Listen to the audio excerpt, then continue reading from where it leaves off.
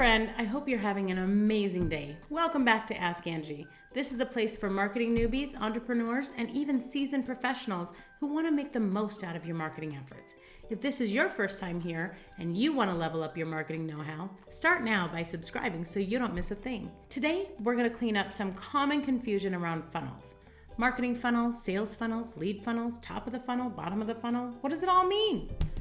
A marketing funnel is really just a visual representation of your customer journey, and every aspect of your business is involved in various stages of the marketing funnel. From the moment someone hears about your offering to the moment they sign on the dotted line, and then later on when they shout from the rooftops, raving to all their friends about how awesome you are.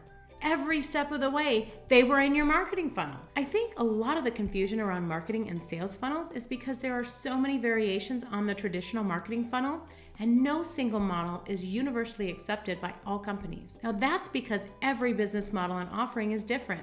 The good news is that there's no wrong way to look at a marketing funnel as long as it works for your business. But before we get into all the variations, we have to understand the foundation.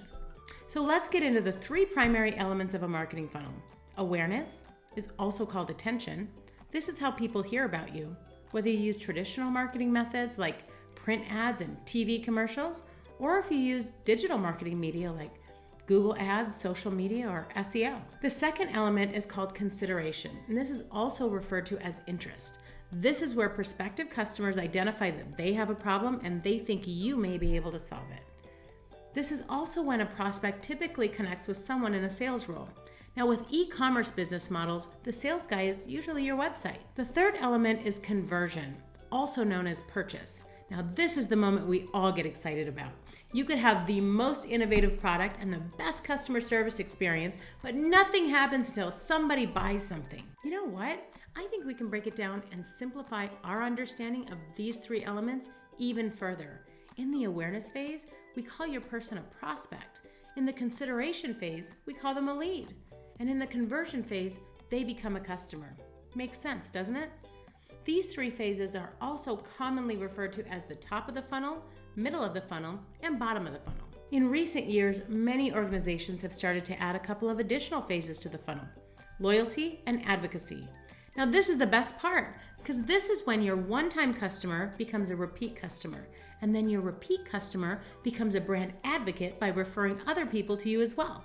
Repeat customers and referrals are the least expensive form of marketing, and their business is really just driven by the quality of the product and the customer service you provide. There are all kinds of other variations of the funnel out there. A lot of organizations like to break those phases down into smaller groupings so they can focus on specific activities and outcomes, which is where terms like sales funnel and lead funnel come from.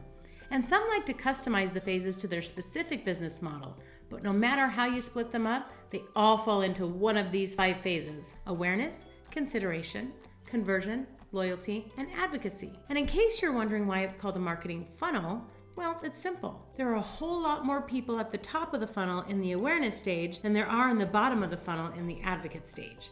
And that's because not every prospect becomes a lead, and not every lead becomes a customer, and not every customer becomes an advocate. I hope this helped clear up some of the confusion around marketing funnels. If you have questions, be sure to leave them in the comments and I'll be sure to answer. And if you enjoyed this video, be sure to hit the like button and subscribe so you don't miss a thing. Thanks for watching. This is Ask Angie, and I'll see you next time.